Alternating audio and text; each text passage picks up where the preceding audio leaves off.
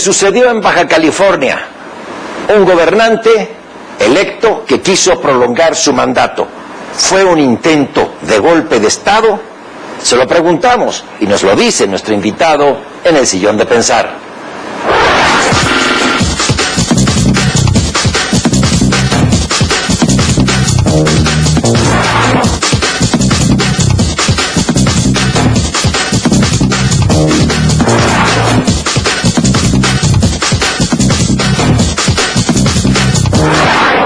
¿Qué tal? Bienvenidos. Esto es el Sillón de Pensar y en esta ocasión nos acompaña el consejero del Instituto Nacional Electoral, Marco Antonio Baños. ¿Qué tal, Marco? Pablo, qué gusto saludarte. Un saludo para todos, por supuesto. Muchas gracias por venir. Oye, la pregunta obligada. En Baja California, ¿gobernador por 2 años o por 5 años? Es por 2 años. Bonilla lo sabe perfectamente. Desde octubre del 14 se modificó la Constitución local. Se estableció un periodo ni siquiera de 2 años, es 1 año 8 meses. Ahora se han intentado varias cosas. Esta modificación constitucional... O sea, es 1 año 8 meses. Es 1 año 8 meses, pero fue lo mismo en el caso de Veracruz con Yunes y fue lo mismo con el caso de Tony Gali en Puebla. ¿Qué fue lo que ocurrió? Que se decidió acompasar los calendarios de elecciones locales con los federales y por eso algunos de los sexenios se redujeron. Pero esto ya se sabía, esa era una regla preestablecida. Cuando se convocó a proceso electoral en esta última ocasión, se convocó para ese periodo y cuando terminó el periodo le entregaron a Bonilla una constancia de mayoría y una declaración de validez de la elección que dice que él debe ser gobernador por 1 año 8 meses. Ahí no hay vuelta de hoja, él lo sabe perfectamente, esa es la situación que tiene. Ya lo que hizo el Congreso de manera posterior y ahora esta invención del pasado domingo con una consulta que nadie conoció las reglas, ni siquiera se supo dónde estuvieron las casillas, es un mecanismo absolutamente irregular y es una farsa que honestamente implica un intento de fraude electoral. Oye, la convocatoria para elegir gobernador fue por 1 año 8 meses. Es correcto, así está el acuerdo del Consejo General del Instituto Electoral de Baja California y vuelvo a insistir, el documento que se le entregó al final del proceso lo acredita como un gobernador legítimo, eso sí, ganó la elección con toda legitimidad, sí, pero no es por 5 años como él pretende ahora. Oye, porque el argumento es, bueno, el pueblo me eligió por 1 año 8 meses, pero el pueblo dice que me vaya a 5 años. El punto no está ahí, sino en la convocatoria. Es correcto, y además el voto ya se dio. Los cargos públicos que se originan en las elecciones tienen como sustento el voto del elector y el voto ya estaba en las urnas, ya se había contado, ya se habían dado los resultados oficiales y entonces lo que él está queriendo hacer es violar el orden constitucional para ampliarse un plazo de 1 año 8 meses a 5. Eso es una verdadera locura y eso no se lo puede dar el Congreso del Estado porque el Congreso del Estado no tiene facultades para violentar normas constitucionales, normas legales que regulan las elecciones y por otro lado estos mecanismos que no están previstos en ninguna norma, que son las consultas que han inventado desde hace algunos meses, pues tampoco pueden sobreponerse al ejercicio de un voto que se dio en una elección organizada por una autoridad facultada para ello. Así que me parece que eso no tiene ningún sustento. Ya el día, ahora que se han terminado de dar los resultados oficiales de esta consulta, se ha enviado el famoso decreto de modificaciones constitucionales para su promulgación por parte del gobierno del Estado. Así que ya se podrán promover las acciones de inconstitucionalidad que corresponden a los partidos, a los grupos parlamentarios, al propio presidente o a la Comisión de Derechos Humanos. Claro. Oye, ¿cómo empezó todo esto? Antes de la elección ya hubo intentos de que no fuese por 1 año 8 meses, sino por 5 años. Sí, él lo litigó en 2 momentos durante el proceso electoral, cuando arrancó el proceso electoral y el Tribunal Electoral le dijo que no, que era por 1 año 8 meses, luego después cuando lo registran como candidato, se registra como candidato al gobierno también por 1 año 8 meses, aunque en ese momento habían hecho ya algún intento de ajuste en el Tribunal Estatal Electoral, que tú recordarás es finalmente la sentencia que el Tribunal Federal revoca y le dice no puedes ir por 5 años, vas por 1 año 8 meses. Eso lo hizo durante el proceso, pero luego acabó el proceso y vino este acuerdo en lo oscurito del Congreso anterior que modificó el régimen transitorio de la Constitución aprobado en el mes de octubre del año de 2014, y entonces dijeron lo ampliamos a 5 años. Es, Pablo, absolutamente irregular. Pero ahí el cambio, en esta segunda instancia, cuando ya había sido electo por 1 año 8 meses, el cambio a la Constitución local la hacen, no la hace Bonilla, la hacen los diputados de Baja California. Sí, es correcto, pero debió haber habido una promoción de, digamos, de gestiones por parte del grupo de Bonilla que se acercó a los diputados. Hay muchas cosas que se dicen al respecto, no se han comprobado, pero evidentemente esos legisladores sabían que no tenían ninguna facultad para poder hacer estos movimientos, y los nuevos diputados, que no son de todos los partidos, como ocurrió en la primera ocasión. La primera ocasión había diputados del PAN, que eran mayoría, había diputados del PRI, había diputados del propio Morena, ahora son mayoría los de Morena. Aquellos primeros hacen una modificación, pero también recordarás que cuando hicieron la modificación aprobaron la designación de una especie como de contralor del gobierno del estado, que es un hombre cercano al gobernador saliente. Es una negociación un poquito extraña la que hizo ese Congreso, en una sesión que no fue pública.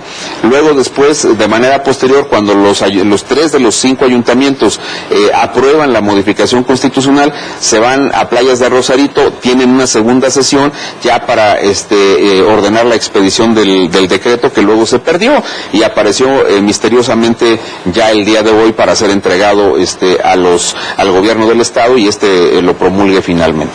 Sí, porque para esa segunda instancia, cuando ya estaba hecha la elección, hay gobernador electo y se cambia la Constitución, o se intenta cambiar la Constitución local para extender el periodo a 5 años.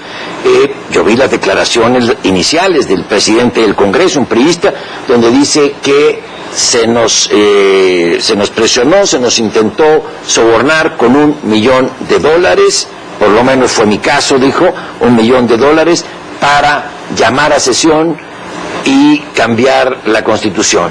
Pero parece que también él cambió de opinión porque llamó a esta sesión en Playa de Rosarito y se dio el albazo Es correcto, ahí en ese albazo, como bien lo mencionas, hay incluso declaraciones de diputados locales que no coincidían con esa posibilidad y se quejaron de que no les informaron de la sesión allá en Playas de Rosarito, que fue también una sesión cerrada. Pero creo que eso se tiene que esclarecer, se tienen que hacer las investigaciones correspondientes, y aquí lo que sigue es la ruta legal para que ya en manos de la Suprema Corte de Justicia de la Nación, ahora que se presentan las acciones de inconstitucionalidad, la Corte retome el asunto y retorne a la institucionalidad democrática del Estado de Baja California. O sea, diputados, ellos lo dijeron, comprados por poderes locales y federales, por personajes locales y federales, que cambian una decisión. Y un gobernador, el señor Kiko Vega, que también jugó un papel. Es muy turbio todo lo que ocurrió en Baja California, demasiado. Mira, suena a un esquema como de autoprotección del gobernador saliente. Sí, bastante malo, que tiene una mayoría de diputados afines a su partido, al PAN en este caso, y que permite que se apruebe esa modificación constitucional. Pero vuelvo a insistir, está el tema del contralor, del auditor de las finanzas del gobierno del estado. Entonces, suena muy extraño que en la misma sesión le pongan una gente cercana a Kiko Vega, pero al mismo tiempo modifiquen la norma constitucional transitoria para ampliar de 1 año 8 meses a 5 años el periodo de Bonilla. Esa parte me parece que es absolutamente extraña, es algo que llama mucho la atención y que además nos permite suponer que hay situaciones indebidas en esos arreglos que se dieron ahí. Creo que hay responsabilidad fuerte de los diputados del PAN, pero también de los otros partidos que estaban en ese momento en la Cámara, como también la hay ahora de los diputados de Morena, que no solamente no dejaron archivado para siempre el decreto y ya no se hubiera promulgado. No, lo que hicieron fue de tratar de encontrarle un nuevo mecanismo, vamos a ponerle comillas, de legitimación a esta medida que se había tomado con antelación. Ya ves que inventaron esta consulta opaca, 250 casillas, fueron 1,000 boletas por cada una de las casillas, votaron 53,000 personas, habían votado el 29% de la lista nominal, de 1,830,000 aproximadamente, habían votado 435,000 por Kiko Vega en la elección normal. Ahora nos salen con que de estos 53,000 tienen el 84%, pues eso no legitima bajo ninguna consideración un acuerdo, un decreto irregular de parte del Congreso del Estado. Esta consulta no tiene ningún sustento legal y no debe tener absolutamente ningún impacto en una decisión para mantener ese periodo de 5 años. Oye, Marco, y tampoco participó el INE, es decir, el OPLE estatal, en esta consulta. De ninguna manera. ¿Quiénes le hicieron? Entonces la ordenó el Congreso. Sí, la ordenó el Congreso, tienen una comisión ahí que se encargó de hacer supuestamente toda la logística, también contrataron algunas encuestadoras para poder hacer algunas acciones complementarias, y luego resulta que la encuesta en sus resultados nos dice que el 84% está de acuerdo con los 5 años, cuando todas las encuestas previas que se aplicaron a los bajacalifornianos decían que no estaban de acuerdo. Es una cosa muy rara lo que está pasando con estos temas, pero la autoridad electoral, ni el INE, ni el órgano electoral del estado de Baja California participaron en esta encuesta que se organizó el domingo, donde por cierto llamó poderosamente la atención que estuviese presente en una gira de trabajo el propio presidente de la República el día de la famosa consulta. Morena tenía ganó ampliamente, tenía todo el poder en Baja California e intenta esto de ampliar el mandato para el cual fue electo el gobernador. Contó con el respaldo de la dirigencia nacional de Morena. Jacob Polensky activamente dijo debe ampliarse el mandato, tiene que ser por 5 años, luego avaló la consulta e intervinieron también funcionarios federales para convencer a legisladores locales de que se ampliara. ¿Ante qué estamos? Ante un laboratorio que está colocando expectativas para saber cómo reacciona la sociedad mexicana y ver si, por ejemplo, en los cargos más elevados del país, la presidencia de la República, se pueden hacer cosas de esta naturaleza. Gracias, consejero. Vamos a una pausa, si me lo permites, y volvemos. Estamos con el consejero del INE, Marco Antonio Baños, aquí en el Sillón de Pensar. Volvemos.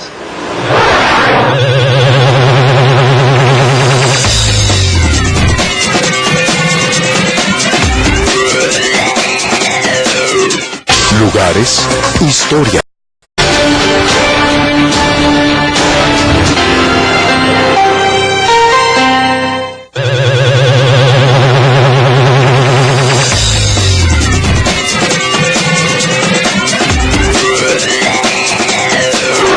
Estamos de regreso aquí en el Sillón de Pensar con el consejero del Instituto Nacional Electoral, Marco Antonio Baños. Nada más para terminar con el tema Baja California. Por lo que hemos visto, es un atentado contra la democracia, lo que se pretendió hacer. Eso también tiene otro nombre, sedición, y está castigado. ¿Debe haber sanción para que no se vuelva a repetir?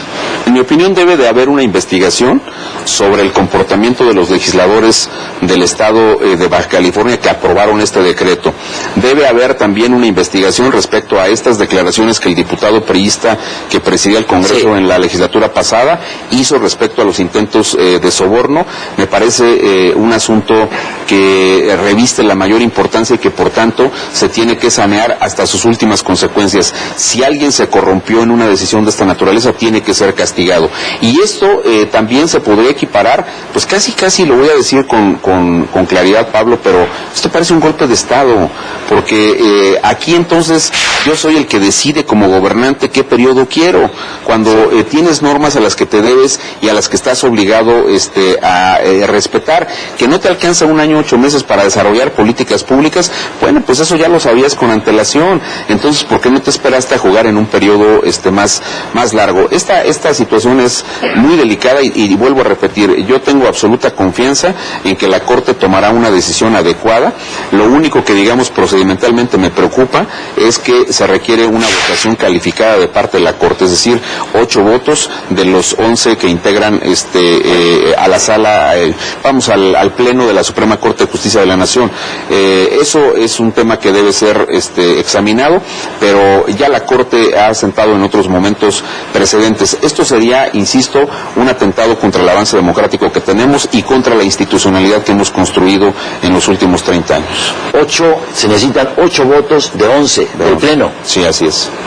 No, pero si va a ser por unanimidad, es demasiado grande el escándalo. Yo digo que sí, o sea, sería impresentable una decisión de otra naturaleza. Yo no quiero decir ahora nada del trabajo. La Corte es la última instancia y la Corte es una instancia respetable que creo que tomará una decisión adecuada para poner orden en el país en un caso tan relevante como este. Consejero, cambiando de tema, se aprobó en el Senado la revocación de mandato. ¿Cómo ves? Mira, la revocatoria de mandato en rigor es un mecanismo que se está planteando para que los ciudadanos ejerzamos un derecho de evaluación de un gobernante. Había habido mucha discusión pública, en lo particular siempre expresé que no estaba de acuerdo con que se hiciera el mismo día de la jornada electoral. Hubo cierta sensatez para quitar eso en la iniciativa original que se tenía con la revocatoria de mandato. Creo que al final de cuentas la revocatoria se va a convertir en un mecanismo en el cual eventualmente se podría llegar a colocar una boleta para que la gente se exprese respecto si está o no de acuerdo con el desarrollo de las actividades de los ejecutivos. Me preocuparía mucho que se convierta en un mecanismo de presión política, que de repente un presidente cualquiera que sea, no hablo necesariamente del presidente en turno, sino cualquier presidente llegue a un estado de la República y no esté de acuerdo con el gobernador que está ahí y entonces intente promover los mecanismos de la revocatoria. Eso sería terrible como si se utiliza como un mecanismo de presión política.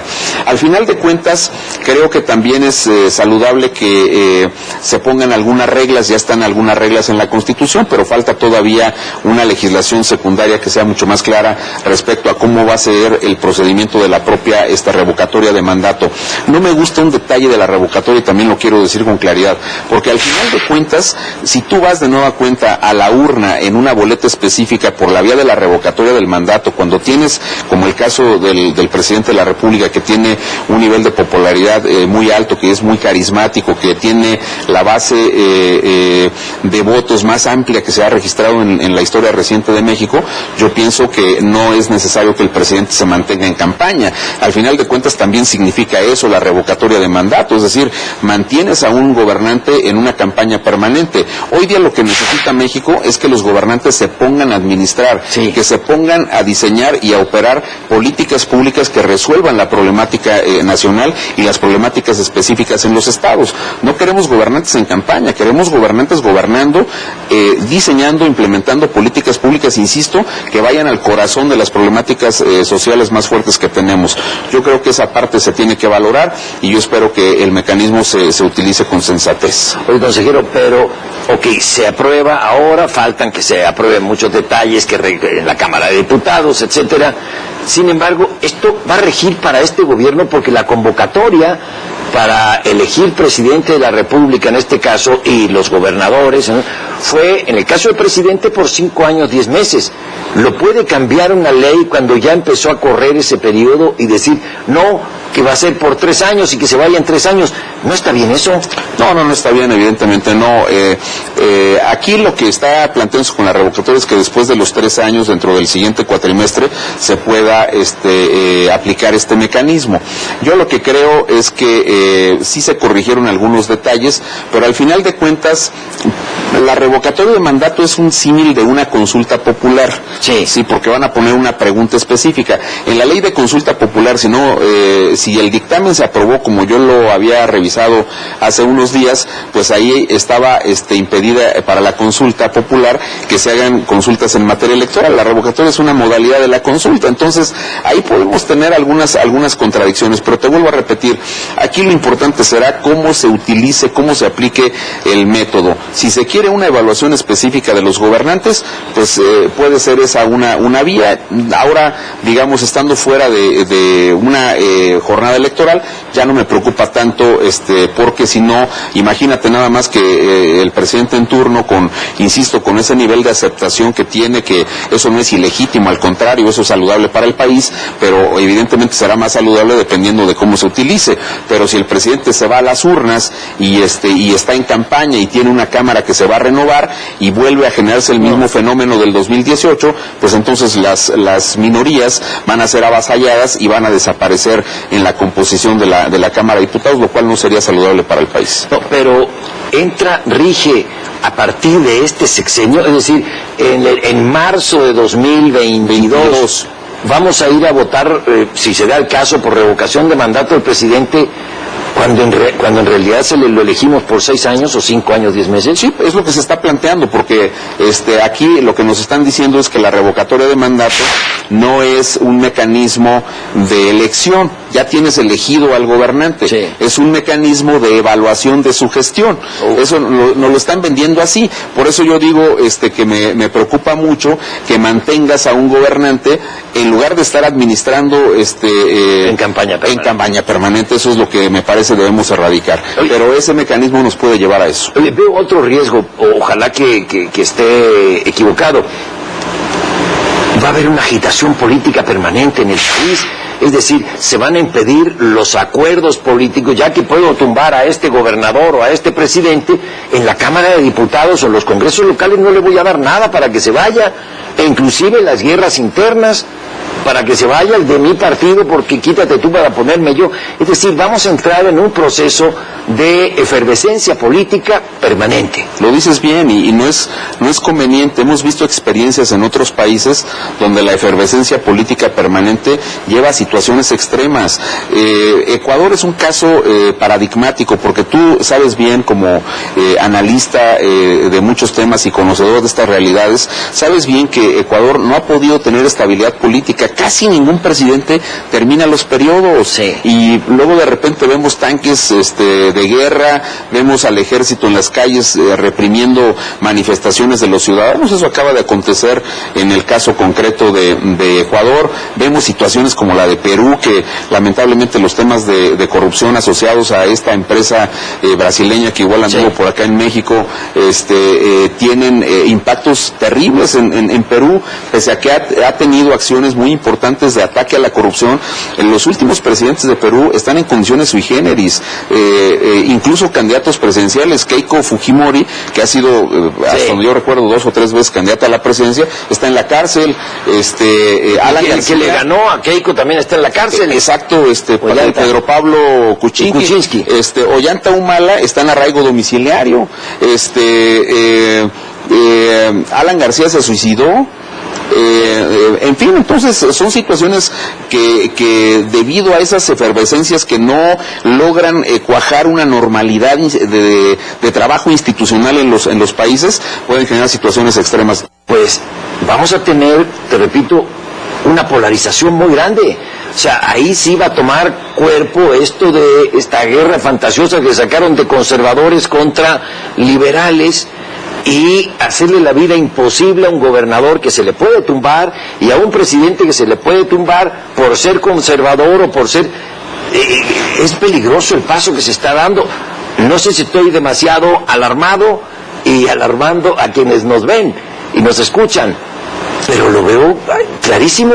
Yo creo que hay elementos que nos indican que puede haber este tipo de situaciones. Creo también que hay ya expresiones de muchos grupos de la sociedad mexicana que están inconformes con decisiones que ya se han tomado. Está esta reciente manifestación de las mujeres que defienden el tema del aborto. Sí. Está el tema de las guarderías, que también generó situaciones incómodas en el país. Están los temas de la Policía Federal. Hay un conjunto de cosas que están ahí en vías de resolverse, sí, pero también en la situación de que pueden generar un rebase a cosas que permiten el funcionamiento normal de la sociedad. La semana pasada el aeropuerto fue un caos. No hay que olvidar cómo fue prácticamente sitiado el tema de la Terminal 1 del aeropuerto y no hubo posibilidad de llegar a muchos vuelos, muchos se tuvieron que reprogramar. Incluso recuerdo algunas declaraciones de los dueños o directivos de Interjet que dijeron que harían toda esa reprogramación de una cantidad impresionante de vuelos.